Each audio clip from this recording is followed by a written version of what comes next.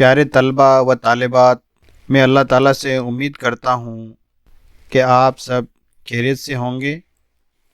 اس نشست میں ہم board of secondary education Rajasthan کے درجہ 10 کے اردو سبجیکٹ کی درسی کتاب نوائے اردو کا حصہ نظم کے سبق نمبر 4 عید الفطر کا مطالعہ کریں گے۔ تو چلیے شروع کرتے ہیں آج کا یہ سبق، اور اس کے شاعر ہے نذیر اکبر آبادی۔ اس نشست کے اس پہلے پارٹ میں ہم نظم عید الفطر کے جو شاعر ہے نذیر اکبر آبادی، ان سے متعلق معلومات حاصل کریں گے۔ نذیر اکبر آبادی کا اصل نام ولی محمد تھا۔ نذیر 1740 عیسوی میں دہلی میں پیدا ہوئے۔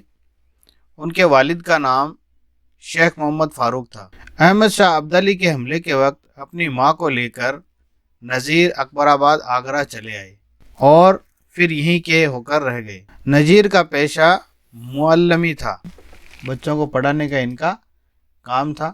وہ درویش صفت انسان تھے، یعنی فقیروں کی طرح رہتے تھے، زیادہ ان کی کوئی خواہشات نہیں تھی۔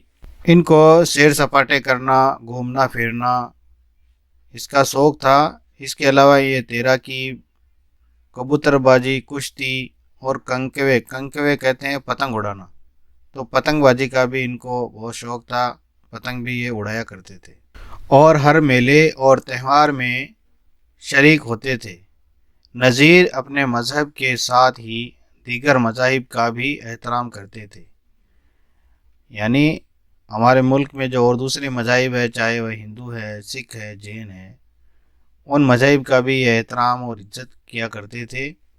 انہوں نے جہاں رسول اکرم صلی اللہ علیہ وسلم اور پیروں ولیوں کی شان میں نظمیں لکھیں، وہیں شری کرشن، مہادیو اور گرو نانک کو بھی اپنی شاعری سے خراج عقیدت پیش کیا ہے۔ عید الفطر، عید الاضحیٰ، شب برات کے ساتھ ساتھ ان کے لیے ہولی، دیوالی، راکھی اور جنماشٹمی بھی ان کے اپنے تہوار تھے۔ ان سبھی تہواروں پر نذیر نے نظمیں لکھی ہیں، یعنی ہندو مذاہب کے جو تہوار ہے اور اسی طرح سے سکھ مذہب کے جو تہوار ہیں ان پر بھی انہوں نے نظمیں لکھی ہے۔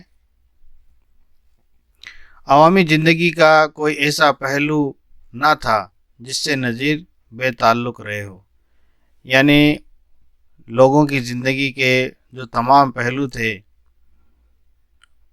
جو روزمرہ کی زندگی تھی، اس سب سے ان کا تعلق تھا، سب سے ان کا جڑاؤ تھا۔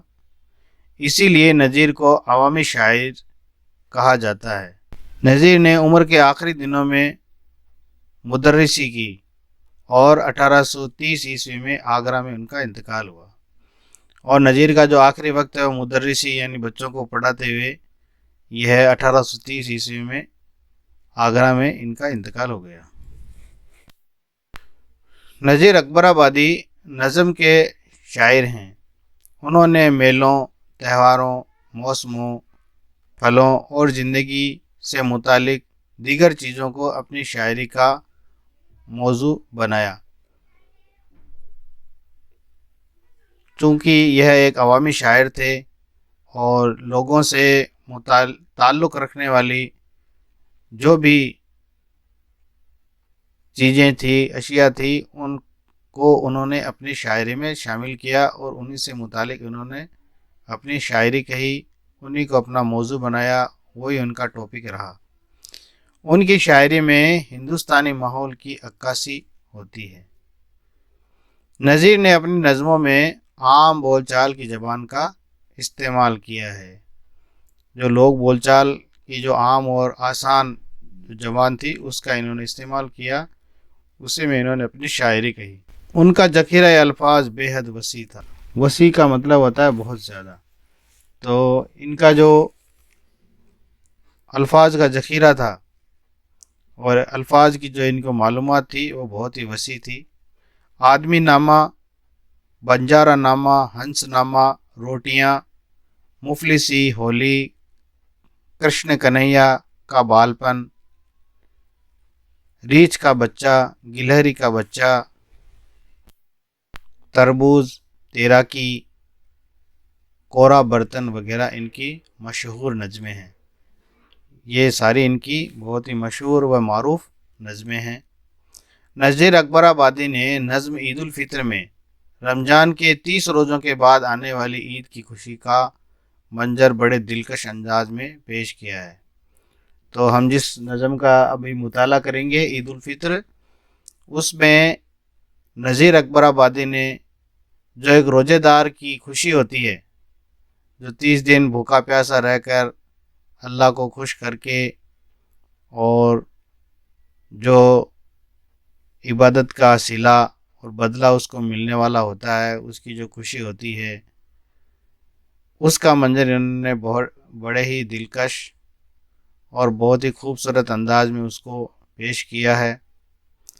ईद का चांद देखकर लोग बहुत खुश होते हैं और ईद के दिन छोटे बड़े और अमीर गरीब सब लोग गले मिलते हैं और एक दूसरे को ईद की मुबारकबाद देते हैं। और जैसे ही ईद का चांद नज़र आता है, 29 और 30 रोज़े पूरे होने के बाद में, तब रोज़ेदारों की खुशी का कोई ठिकाना नहीं रहता। वो बहुत ही ज़्यादा खुश होते हैं और नए नए लिबास पहनते हैं, ईदगाह के लिए जाते हैं, ईद की तैयारियां करते हैं, मिठाइयाँ बनाते हैं। तो उसी खुशी का जो मंजर है, उसी को इन्होंने अपनी इस नज़म के ज़रिए बताने की कोशिश की है। चलिए अब इस नज़म को पढ़ना शुरू करते हैं।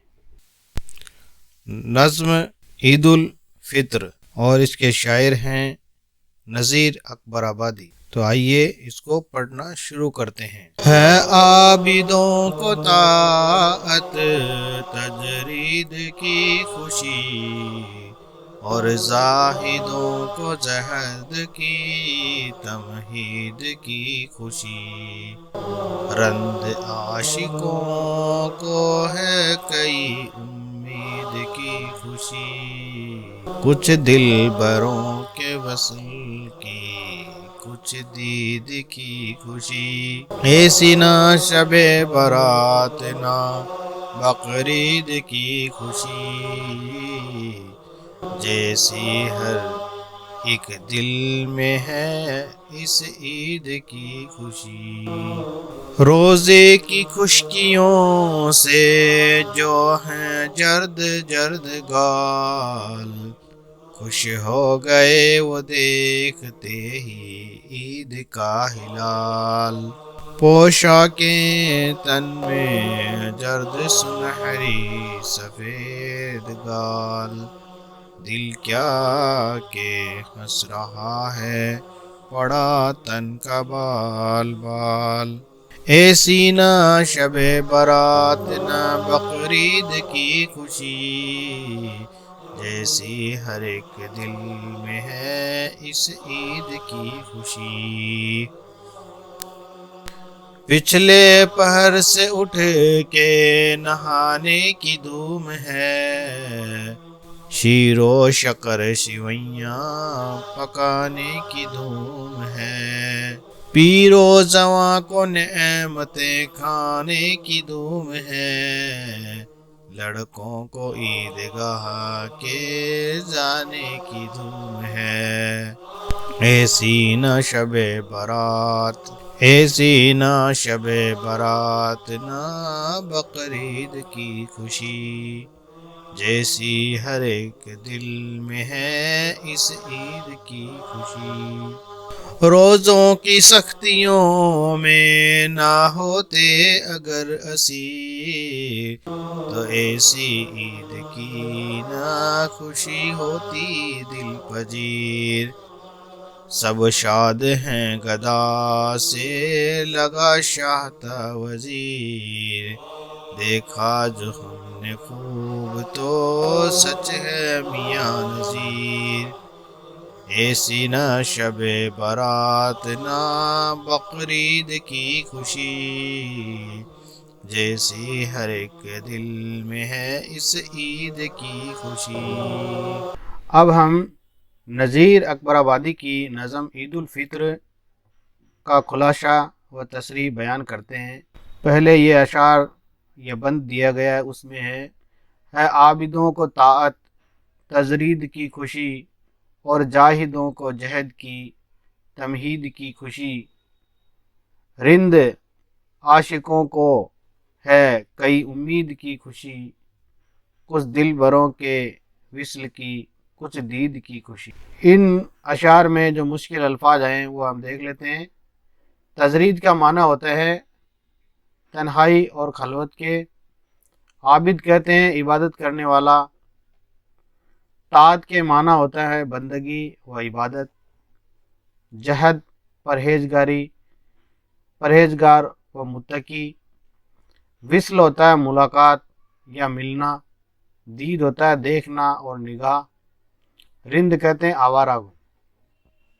تو ان اشعار میں شاعر کہتا ہے کہ رمضان کے مہینے میں اللہ تعالیٰ کی عبادت کرنے والے نیک بندوں کو اللہ تعالیٰ کی عبادت و بندگی کرنے پر خوشی ہو رہی ہے، پرہیزگار اور نیک لوگوں کو گناہوں سے بچنے اور نیک کاموں کا بدلہ ملنے کی خوشی ہے، محبت کرنے والوں کو اپنی امیدیں پوری ہونے کی خوشی ہے، کچھ چاہنے والوں کو اپنے محبوب اور اپنے پیاروں سے ملاقات، ملنا اور ان کے دیدار ہونا کی خوشی ہے۔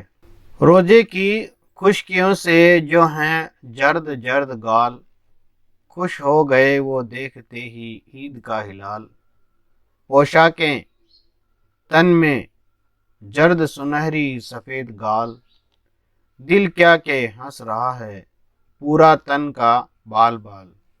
آئیے اب ہم اس کی تشریح دیکھتے ہیں۔ اس میں جو مشکل الفاظ ہے وہ ایک آیا جرد، جرد کے معنی پیلا ہوتا ہے، پیلا رنگ کا ہو جانا، اور کمزوری کی وجہ سے روزے داروں کے بدن میں کا جو رنگ ہے وہ بدل گئی ہے، یعنی اس کا رنگ ہے وہ بدل گیا اور وہ پیلے پڑ گئے، اور ہلال کہتے ہیں چاند کو۔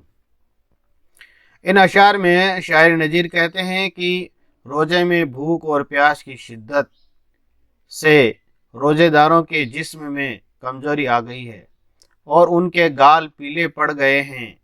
عید کا چاند نظر آتے ہی روزے داروں میں خوشی کی لہر دوڑ جاتی ہے۔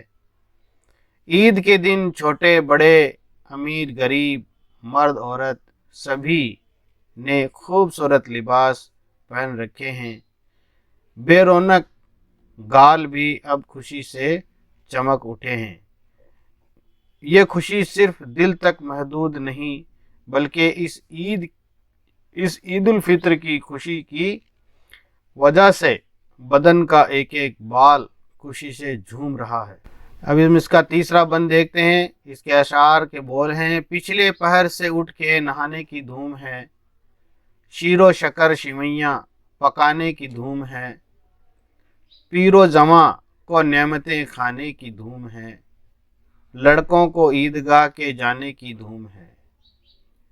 اس کی تشریح و خلاصہ دیکھنے سے پہلے ہم اس کے مشکل الفاظ دیکھتے ہیں۔ اس میں ایک مشکل الفاظ آیا ہے شیر و شکر۔ شیر و شکر کہتے ہیں دودھ اور چینی کو۔ شیر یعنی دودھ، شکر یعنی چینی یا شکر۔ پیر کہتے ہیں بوڑھے آدمی کو یا بزرگ لوگ جو ہوتے ہیں ان کو۔ ان اشعار میں شاعر نذیر کہتے ہیں کہ عید کے دن صبح سویرے اٹھ کر سب سے پہلے نہانے کی فکر ہو رہی ہے، گھروں پر دودھ میں شکر ڈال کر سویاں پکائی جا رہی ہے، بوڑھے اور جوان طرح طرح کے پکوان کھانے اور کھلانے میں لگے ہوئے ہیں، بچوں کو بن سنور کر نئے نئے لباس پہن کر عیدگاہ جانے کی جلدی لگی ہے۔ روزوں کی سختیوں میں نہ ہوتے اگر اسیر، تو ایسی عید کی نہ خوشی ہوتی دل پذیر، شب شاد ہیں गदा से लगा शाह था वजीर, देखा जो हमने खूब तो सच है मियाँ नजीर। तो ये इसका आखिरी बंद है।